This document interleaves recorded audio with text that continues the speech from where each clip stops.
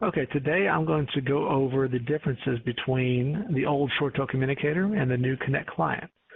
As you can see what I have up here, this is what you should see when you log into your Connect client. So you will log in, and this is the most collapsed view that we have. As we go through different windows, you will notice that things start to cascade to the right. So I will click on something, I'll click on another thing, and everything starts to cascade to the right as I go through here. And please excuse the lag. It is lagging because I am recording all this. So, starting at the top, the main difference that you will notice is that going forward, the location of the quick dialer is now changed. It's here at the very top. So just like on the old communicator, when I click here, it's going to cascade and I will see my internal contacts.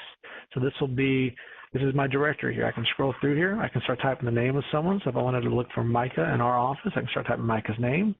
And it'll actually filter through, and I can see that Micah is in a meeting right now. And then it also pulls his contact from my Outlook contacts. So this is the internal, and this is the external. Internals, you always see their availability status.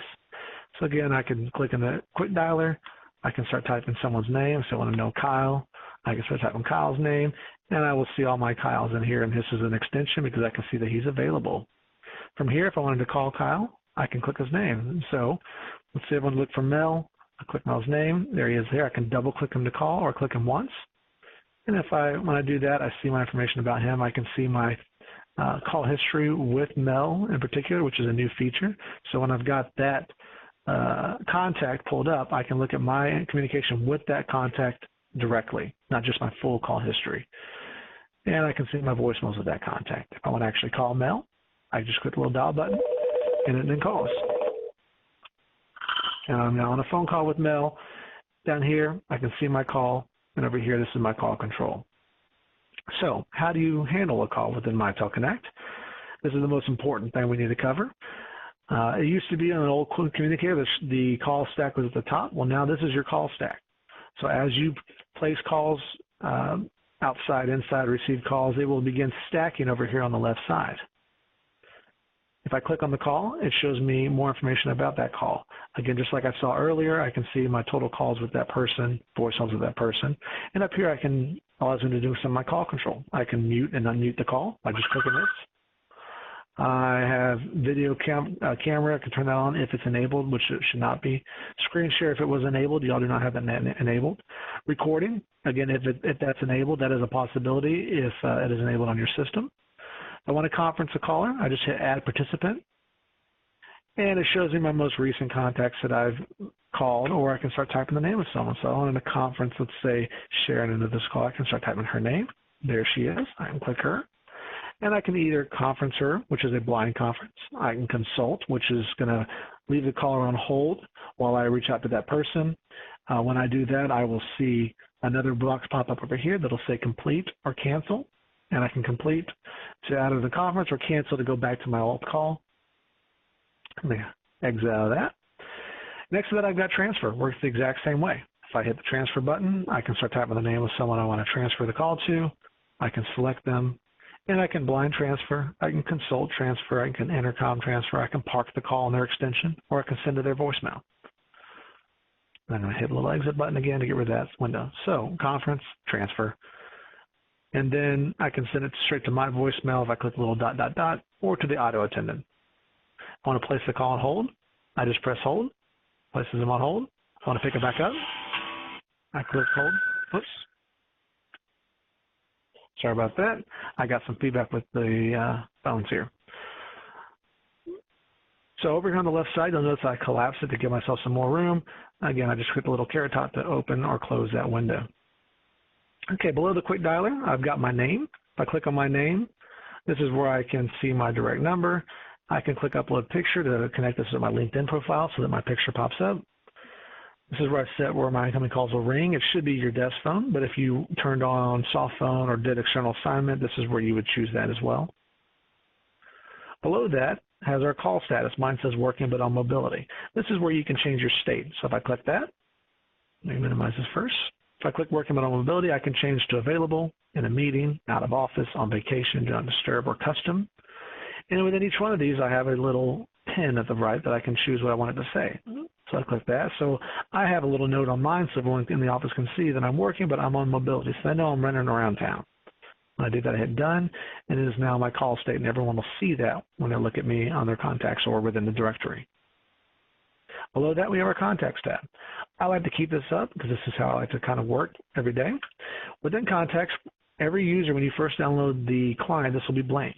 But you can add these groups of contacts as you want. It can be internal, like I have here as a sales group. I have our sales reps here.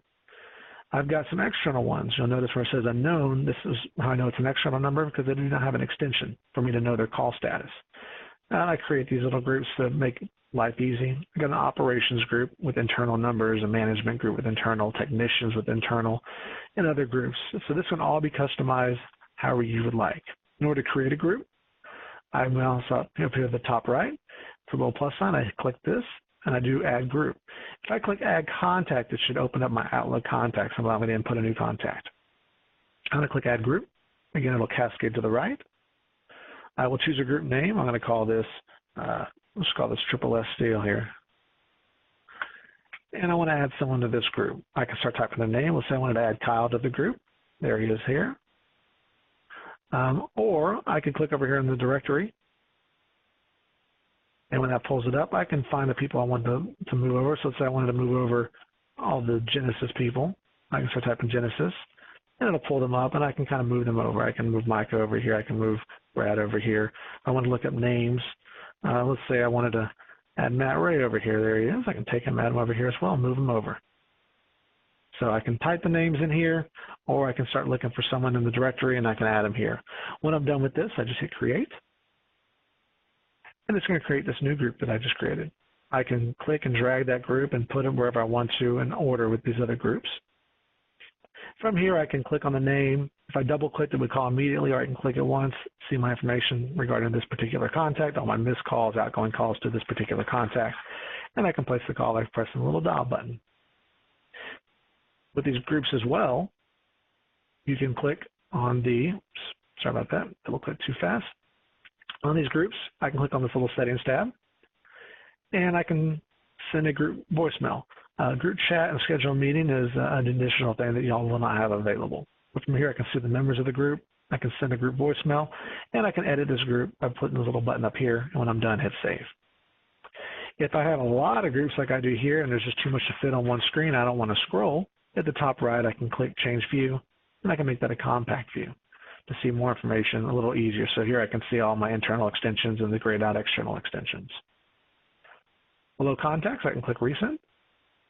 And this is my full call history. Again, if I pick a certain caller, I can then see my incoming outgoing calls with that particular caller. If I click on one of those, I can see more information, the routing slip. I can add call notes, things like that. Voicemails, self-explanatory. If I click on the Voicemails tab, and I can see all my voicemails from here. I can click on the voicemail, and it gives me the option to play the voicemail over either my speaker or my phone, depending on which one I have selected.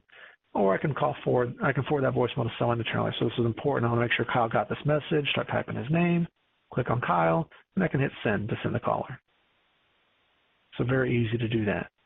And if I want to get rid of these windows, I just hit the little black line, and it minimizes those windows. Messages and events we're going to skip over because I don't have those enabled in the system. And those of you in work groups who have access to group voicemails and things like that, we access your group voicemails by clicking work groups. Any group that you're assigned to would be listed here. And then over here, if we select show work group details, we can see the agents in that group, and we can see the voicemails left for that group as well. Again, those are for those of you who are in work groups, and you should know who you are. As for setting call flow, that's very easy to do. So as we mentioned, we've got available in a meeting, out of office, on vacation, do not disturb, and custom. If I want to change the call flow for each one of these modes, I'm going to click in Connect. Up here where it says Connect, I'm going to click Settings, and it's going to open up my Settings tab. And from here, I can go to Call Routing, and I can choose each one of these modes, and from there I can set how I want to route the calls, and I can record a voicemail from it. And if you'd like to know more about that, there are some training videos on that we've also sent. As far as the new Connect client, this is pretty much everything that's new. For those of you who are used to using the communicator, it's not a big difference. And for those of you who have never used a client or never used a communicator and don't plan to use a client, then you can keep using the phone the way you've always used the phone. And please reach out to your contacts at SSS if you have any questions. Thank you very much.